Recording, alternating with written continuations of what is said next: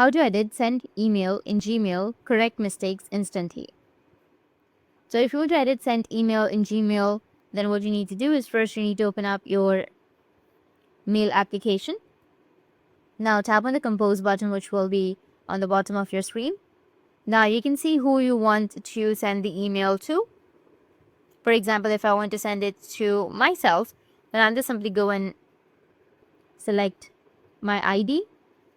I'm going to do that and then tap on the subject line, and I'll just simply go with testing, go with compose email, and after that just write something that you would like to compose and then go with the send option, which will be on the top right.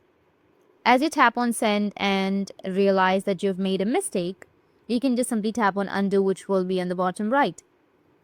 By tapping on undo, it will again take you to the same kind of interface, and then you can edit your mail and tap on send again, which will be on the top right, and it will be sent again.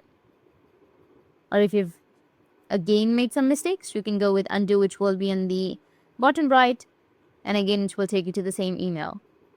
So this is how you can correct your mail mistakes instantly, and if you have any questions, feel free to comment below. Thanks for watching.